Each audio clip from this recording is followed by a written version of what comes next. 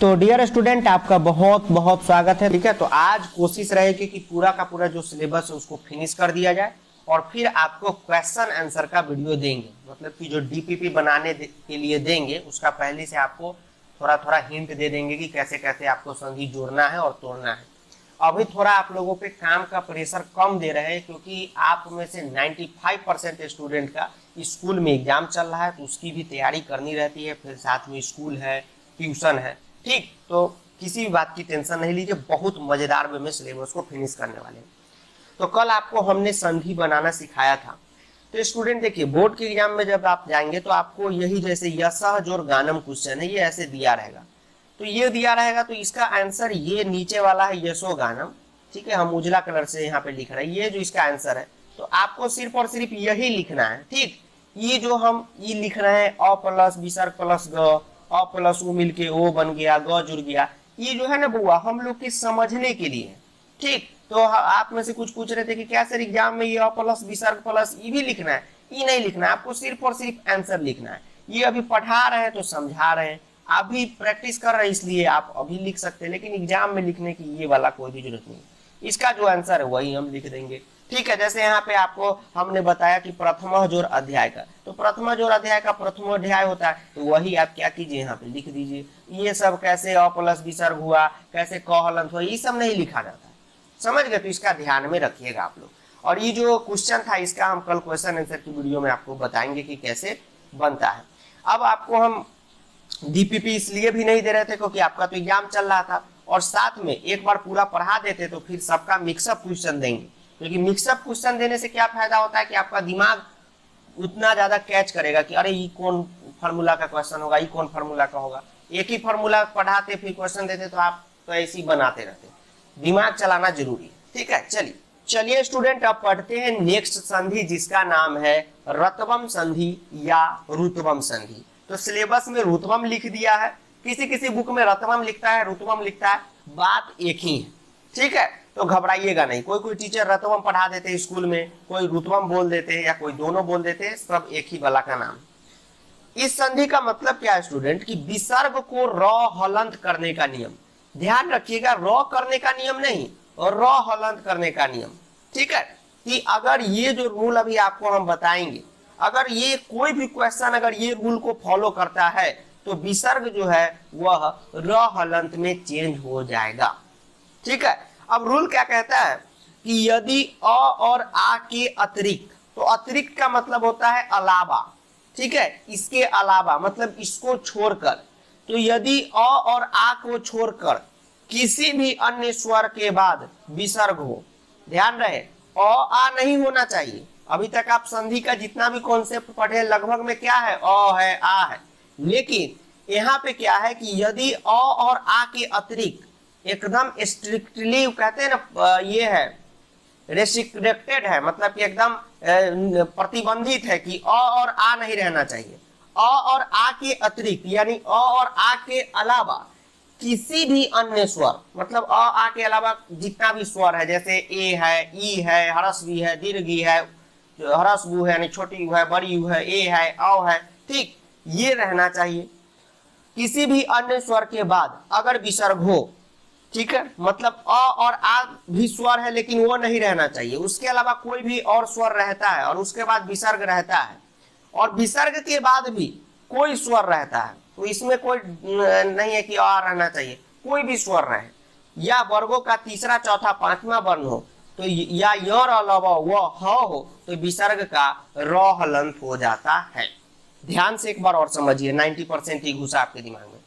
कहता है कि यदि अ और आ के अतिरिक्त, मतलब स्टार्टिंग में अ और आ नहीं रहना चाहिए, उसके अलावा जितने भी स्वर वर्ण है, स्वर वर्ण क्या होता है आपको पता है, अ आ ई जो पढ़ते सो, जितने भी स्वर वर्ण है वो रहे, या स्वर कोई भी अन्य स्वर रहे, मतलब अ आ नहीं होना चाहिए, उसके अलावा जितना भी बाकी स्वर बच जाता है ऊ में से कोई रहे, और उसके बाद विसर्ग रहे, और विसर्ग के बाद फिर कोई स्वर रहे, उसमें आ भी हो सकता है, कोई दिक्कत नहीं है, या वर्गों का तीसरा चौथा पांचवा वर्ण हो, या यर अलावा हो, तो विसर्ग का र हो जाता है।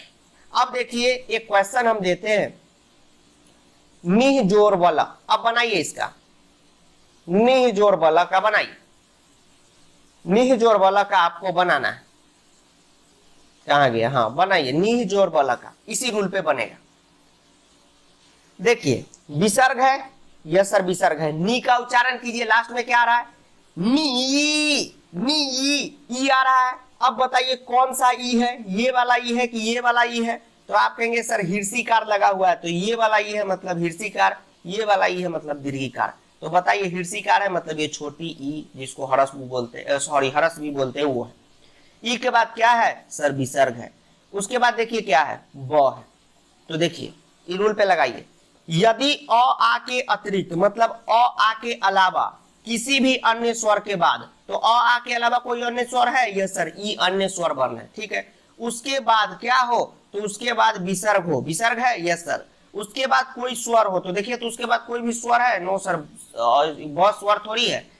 किसी वर्ग का तीसरा चौथा पांचवा अक्षर हो या वर्ण हो, तो सर प फ ब, प फ ब सर प वर्ग का तीसरा है, मतलब ये रूल अप्लाई होगा।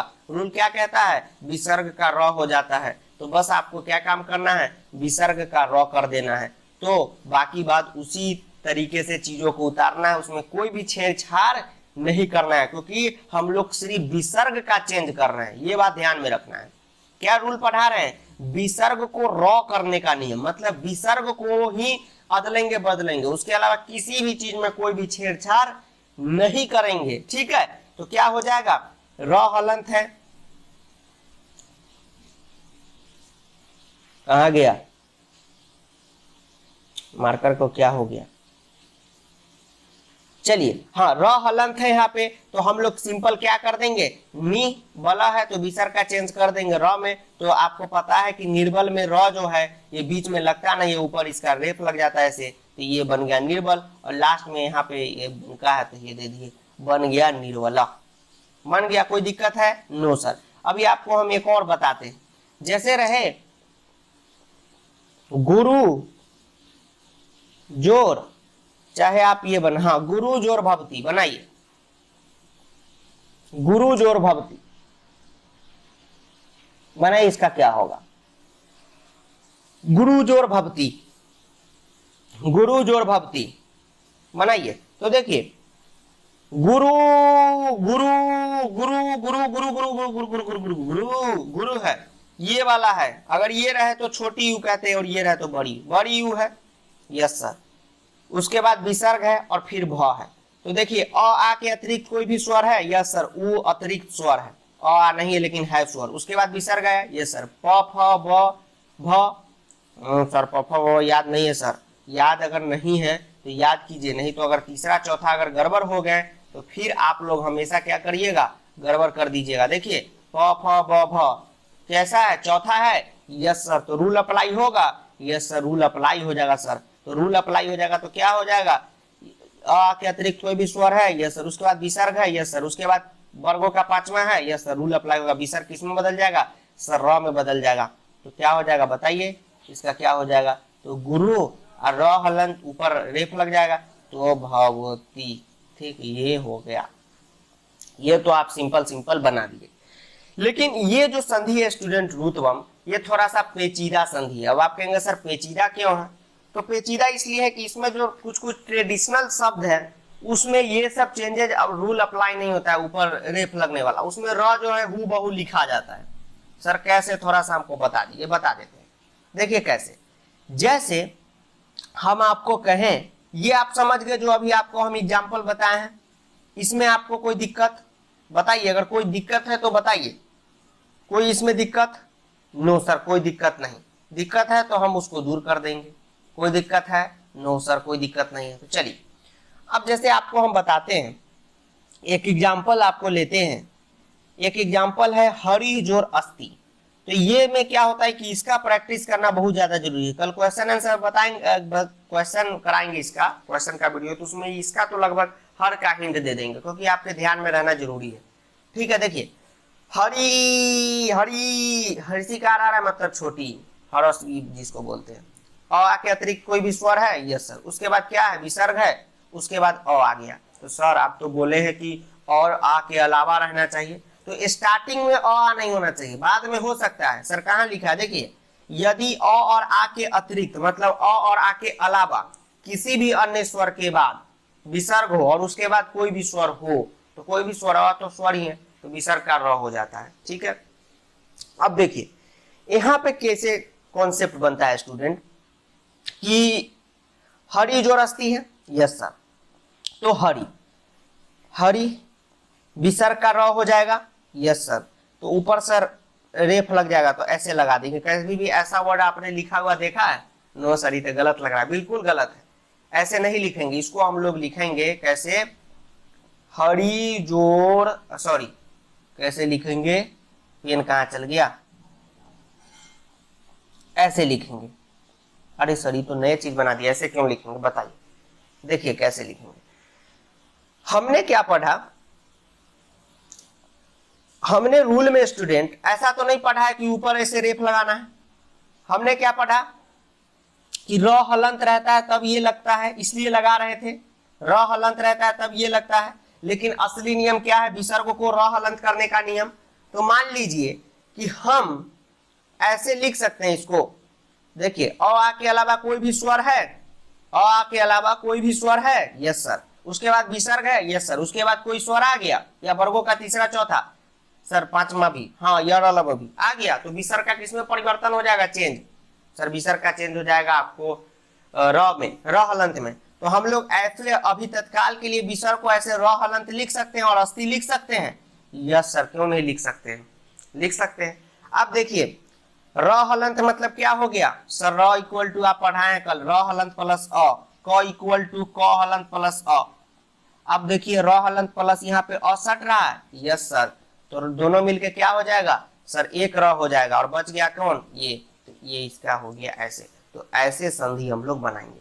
तो सर एक बात बताइए, ये जो निर्बल वाला आप बनाए हैं सर, इसमें भी तो हम ऐसा लिख सकते थे, लिख सकते हैं बिल्कुल, देखिए कैसे नहीं लिख सकते हैं, लेकिन इसमें थोड़ा आपको दिमाग लगाना होगा। देखिए नी विसर्ग के जगह र हलंत, अब बल, तो कभी भी इसमें ऐसे र नहीं रहता है, बीच में ऐसे र हलंत नहीं लगता है, तो भाई र हलंत नहीं लगता है तो अभी र हलंत का एक ही चीज लगता है क्या, तो ऊपर ऐसे रेफ लग जाता है, तो हम लोग यहाँ पे ऐसे लगा देंगे, हो गया निर्बल बन गया। तो सर इसमें भी तो ऐसे हम लगा सकते हैं। अब आपके मन में क्वेश्चन होगा कि सर आप जो उस निर्बल में अभी कर दिए हैं, ऐसे कहें कि नहीं भाई र हलंत नहीं लगा सकते, हम ऐसे र हलंत नहीं लगा सकते, ऊपर लगाएंगे, तो सर इसमें भी तो लगा सकते हैं, बिल्कुल लगा सकते हैं। अब लगाने चलिए, तो जैसे ही आप लगाएंगे ये तो बाद में ना लगाते हैं, उससे पहले ही र हलंत और अ मिल के आपस में पूरा र बना देगा। तो आप ऊपर रेप किसका लगाइएगा, र हलंत अब बचा जो लगाइएगा, र हलंत अब जो बचा जो लगाइएगा, नहीं ना बचा, तो यही इसका क्या हो जाएगा, संधि हो जाएगा। सर 99% दिमाग में आया, एक बार और बताइए। देखिए एक बार इसको समझ लीजिएगा ध्यान से, तो सब आपका बन जाएगा। ठीक है, एक बार और आपको समझाते हैं, क्योंकि हम पढ़ा रहे हैं, तो एक बात ध्यान में रखिए कि आपका छोटा से छोटा दिक्कत, ये जो आपको ईमानदारी से बताते हैं, आपको अगर ध्यान में ना हो तो कोई आपके घर में अगर बच्चा हो 1 क्लास 2 क्लास का, तो आप पूछिएगा भी मैम सबको ये पढ़ाती है, ठीक, तो ये भी आपको बता रहे हैं 10th में, आपके स्कूल टीचर भी अच्छा पढ़ा रहे हैं, ठीक है, हम भी अच्छा पढ़ा रहे हैं या बुरा पढ़ा रहे हैं उससे मतलब नहीं, मेन चीज है कि आप कितना अच्छा से पढ़ रहे हैं, वो ज्यादा मैटर करता है। ठीक है, कितना समझदारी से आप समझ रहे हैं। जैसे देखिए हमने क्या लिखा, निह जोर बला, निह जोर बला, अब जिसको समझ में आ गया वो आगे बढ़ जाएगी। नी ई आया, छोटी ई क्यों है, ऋषिकार है, उसके बाद विसर्ग आया और उसके बाद ब आया, यस सर, ये तो पढ़े कि अ के अलावा कोई भी स्वर है तो ई आ के अलावा स्वर है, उसके बाद विसर्ग आया, फिर वर्गों का तीसरा आया, तो सर विसर्ग का चेंज हो जाएगा र हलंत में, बिल्कुल हो जाएगा, करिए र हलंत में चेंज। तो हम लोग नी विसर्ग का तो र हलंत में चेंज कर रहे हैं, यस सर, विसर्ग का तो र हलंत में आप चेंज कर रहे हैं, तो र हलंत लिख दिए, बोला रूल के हिसाब से तो ऐसे लिखेंगे, यस सर। अब देखिए ऐसे तो लिख दिए, लेकिन बीच में कभी भी र हलंत लगता नहीं है। जैसे आपको कैसे बताया, बीच में ई नहीं लगता है, दीर्घिकार हो जाता है, ये वाला बड़ी नहीं लगता है, सॉरी स्टूडेंट, आपको कैसे हम बताए हैं कि ये छोटी ई बीच में नहीं लगता है, हिर्षिकार हो जाता है, ये बड़ी ई नहीं लगता है, दीर्घिकार हो जाता है, उसी तरह बीच में र हलंत कभी नहीं लगता है, वो क्या हो जाता है, तो सर ऊपर में रेफ लग जाता है, तो यहाँ पे लगा देंगे, ये बन गया निर्बला।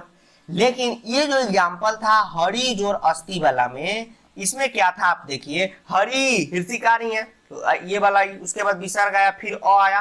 तो सर आप तो बोले थे कि अ आ के अलावा कोई भी स्वर हो, यहाँ तो अ आ गया, लेकिन स्टार्टिंग में नहीं होना चाहिए अ आ, लास्ट में हो सकता है विसर्ग के बाद। तो विसर्ग के बाद अ आ गया, यस सर, विसर्ग का चेंज हो जाएगा, बिल्कुल हो जाएगा सर। किस में हो जाएगा, र हलंत में कर देंगे। अब र हलंत में चेंज कर दिए, अस्थि ऐसी लिख दिए। अब जैसे ही हम र का ऊपर रेफ लगाने जाएंगे, उससे पहले र कहेगा कि चुप, ये जो रेफ लगाने का काम करती है तो बाद में ना करते हैं, यस सर। तो र हलंत का हम ये वाला काम कर नहीं जाएंगे, उससे पहले र हलंत और अ जो है आपस में मिलके पूरा र बना देगा। जब तक हम ऊपर लगाएंगे तब तक वो बना देगा, क्योंकि पहले जो आएगा वो ना रूल आप अप्लाई कीजिएगा। अच्छा सर, ऐसा बात है। हाँ, यहाँ पे नहीं बनने वाला था, र हलंत और ये ब मिलके आपस में कभी भी पूरा र नहीं, ये पूरा र नहीं बना सकता है, इसलिए ऊपर हमें ये लगाना पड़ा, ये रेप। ठीक, ये जो र हलंत है ये ब के साथ कभी भी मिलके कुछ नहीं बना सकता है। ठीक, रब ने बना दी जोड़ी तो ऐसे ही लिखाना रहता है कि ये मिलके अ हो जाता है, नहीं सर, तो ये लगाएं। और यहाँ पे र हलंत और अ मिलके आपस में र बना देगा। कैसे, तो सर आप पढ़ाए थे कल कि क इक्वल टू क हलंत प्लस अ होता है, र इक्वल टू सर र इक्वल टू र हलंत प्लस अ होता है। बताइए, ये सब इसलिए बनता है। तो ये जो है आपको ये रुतबम रतबम जो भी कहिए, इसमें थोड़ा सा ध्यान में रखना होगा कि कब क्या बनता है और कब क्या नहीं बनता है। यस सर, ध्यान में रखना होगा, बिल्कुल बिल्कुल ध्यान में रखना होगा। ठीक है, चलिए। और इसको ट्रेडिशनली भी कहते हैं, हरी अस्थि को हम लोग इसी प्रकार से लिखते हैं। कभी भी हरी अस्थि आप इस प्रकार से नहीं देखे होंगे कहीं बुक में लिखा हुआ कि हरी अस्थि इस प्रकार से ऐसे लिखा रहता है। ये तो देखने से लग रहा है कि कोई फ्रॉड, मतलब कि गलत सलत लिख रही है। ठीक, तो इसका क्वेश्चन कल डीपीपी में देंगे, तो जितना है वो सब का खोल खोल के पोस्टमार्टम करा देंगे। अब दूसरा जो हमको पढ़ना है स्टूडेंट, उसका नाम है लोप संधि। लोप संधि से आसान कुछ भी चीज ही नहीं होता, कोई भी संधि होता ही नहीं। इसमें 3 नियम आपको पढ़ना है। लोप संधि का मतलब होता है कि विसर्ग को लोप करने का नियम, यानी कि इसमें विसर्ग को ही आप गायब कर दीजिएगा। जैसे क्लास से क्लास टीचर गायब कैसे हो जाते हैं, उसी तरह। तो इसका 3 रूल है, तो एक बाई एक, मतलब 1 बाई 1 करके आपको पढ़ाते हैं। कह रहा है यदि स विसर्ग के बाद, ध्यान रखिए स नहीं, स विसर्ग के बाद और ऐसा के बाद अ को छोड़कर कोई अन्य स्वर अथवा व्यंजन हो, मतलब समझिए कि ऐसा स रहे और ऐसा रहे और इसके बाद अ नहीं रहना चाहिए, अ के अलावा कोई भी दूसरा स्वर हो उससे कोई मतलब नहीं है, या व्यंजन हो उससे कोई मतलब नहीं है। मतलब व्यंजन जितना भी है, क ख ग घ च छ ज प प भ य ल व स ड जो भी बोलते हैं सब रहे, स्वर में भी पूरा रहे, बस अ नहीं होना चाहिए। अ होगा तो दूसरा कहानी हो जाएगा, वो आपको नहीं पढ़ना है, अ नहीं रहना चाहिए। तो हम लोग संधि का क्या करेंगे, लोप कर देंगे। जैसे हम लिखते हैं सह जोड़ एति, अब बनाइए कि क्या, संधि का लोप नहीं करेंगे, विसर्ग का लोप कर देंगे। सह जोड़ एति बनाइए, क्या होगा, तो देखिए स विसर्ग है, मतलब विसर्ग स ही पढ़ेंगे इसको, स विसर्ग नहीं पढ़ेंगे, लेकिन आपको समझने में आसानी हो इसलिए बोल रहे हैं। ये है, ये सर, उसके बाद क्या आया सर, ए आया। ए क्या है, स्वर है कि व्यंजन है, सर ए स्वर है। कैसे पता चला, तो अरे बउआ बचपन से आप पढ़ते आ रहे हैं कि क ख ग घ का जो चार्ट है वो व्यंजन है और अ ई जो है ये स्वर है, तो ए स्वर है। क्या पढ़े कि यदि स और ऐसा के बाद अ को छोड़कर कोई अन्य स्वर रहे, व्यंजन है, तो ये तो स्वर है तो व्यंजन को छोड़ ही दीजिए। अ है, नो सर, तो ये क्या हो जाएगा, बदल जाएगा, बिल्कुल नहीं, विसर्ग का लोप हो जाएगा, विसर्ग हट जाएगा। इस संधि का नाम है कि विसर्ग को लोप करने का नियम, मतलब दूसरा किसी भी चीज में हमको छेड़छाड़ नहीं करना है, बस किसी भी तरीका से विसर्ग को हटाना है। तो ये ऐसे बन जाएगा, इसका आंसर ऐसे हो जाएगा। कोई दिक्कत। अब मान लीजिए कि एग्जाम्पल हम देते हैं ऐसा जोड़ यति, ये भी बताइए। तो ऐसा ऐसा आ गया, ये सर, उसके बाद यह है, यह क्या है, स्वर है कि व्यंजन, स्वर है सर, बिल्कुल गलत, व्यंजन है, यह अलावा। अच्छा सर, हाँ, तो इसका विसर्ग हट जाएगा, ये क्या हो जाएगा, ऐसा यति। ठीक, ऐसा यति। इसमें क्या ध्यान आपको रखना है स्टूडेंट, कि साथ साथ मत लिख दीजिएगा, ये जैसे जैसे साथ साथ मत लिखना है, हम साथ साथ है नहीं पढ़ते हैं, वो वाला स लिखिए, हल्का एति ऐसे दीजिए, हल्का ही दीजिएगा। और इसका दीजिए ऐसा, ऐसा जो ऐसा यति। वर्षा काफी ज्यादा हो रहा है, आवाज भी आप लोग को अच्छा हल्का कम ही आ रहा होगा, कोई बात नहीं, आप लोग कोऑपरेटिव स्टूडेंट हैं, चलिए माफ कीजिएगा, वर्षा होने की वजह से थोड़ा आवाज में दिक्कत होगा। ये आप लोग लिखिएगा। अब और प्रैक्टिस कराते हैं, ठीक, और करा दें सर? करा दीजिए, ठीक रहेगा, काफी है इतना, बस स रहेगा तो आपको विसर्ग का लोप कर देना है, बस लोप करना है। अब दूसरा क्या नियम है, यदि विसर्ग से पहले अ हो, अगर विसर्ग से पहले अ होता है और उसके बाद अ से भिन्न कोई भी स्वर हो, तो विसर्ग से पहले अ रहना मैंडेटरी है। अगर किसी भी संधि में विसर्ग से पहले देखिए अ आ रहा है, अरे तू तो विसर्ग संधि है, तुझसे पहले अ है, और उसके बाद यानी कि विसर्ग के बाद अ से भिन्न मतलब कि अ नहीं रहना चाहिए, उसके अलावा कोई भी स्वर हो तो विसर्ग का लोप हो जाएगा, ठीक है, अ नहीं रहना चाहिए। अब आप कहेंगे सर एग्जाम्पल दिखाइए, तो देखिए सबसे शानदार एग्जाम्पल देखिए, बालह जोर आगत, बनाइए इसका क्या होगा, आगतः बनाइए। सर विसर्ग, या सर विसर्ग है सर, बाला बाला, लास्ट में ल नहीं है सर, बाला लास्ट में क्या बताइए? अब कुछ कहेंगे सर ल है, बिल्कुल नहीं, आपको स्टार्टिंग से बताएं, क्या बताएं, उच्चारण कीजिए, बाला बाला बाला। आ रहा है, विसर्ग से पहले क्या आ गया, आ गया, क्या रूल पढ़ा है कि विसर्ग से पहले अ हो, आ गया सर। अब विसर्ग के बाद अ नहीं होना चाहिए, अ से भिन्न कोई भी स्वर हो, तो सर ये आप डिफिनीशन में पूरा काहे नहीं लिख दिए कि विसर्ग के बाद सॉरी आ ई सब रहना चाहिए? तो उतना लिखने से अच्छा है कि लिखिए कि अ नहीं रहना चाहिए, उसके अलावा कोई भी हो स्वर हो, लेकिन स्वर जरूरी है। तो देखिए सर यहाँ भी तो अ आ रहा है, बिल्कुल गलत, यहाँ अ नहीं आ रहा है, आगत आगत आ रहा है, तो आ तो चलेगा ना, अ नहीं रहना चाहिए। तो विसर्ग से पहले अ है, विसर्ग के बाद अ नहीं ना, बस ये रूल अप्लाई हो जाएगा। लेकिन ई जो है ये स्वर होना मैंडेटरी है, तो आ स्वर है ये सर, बस विसर्ग का क्या करिए, लोप कर दीजिए, बाला आगत, बन गया। कोई दिक्कत है? नो सर, कोई दिक्कत नहीं है।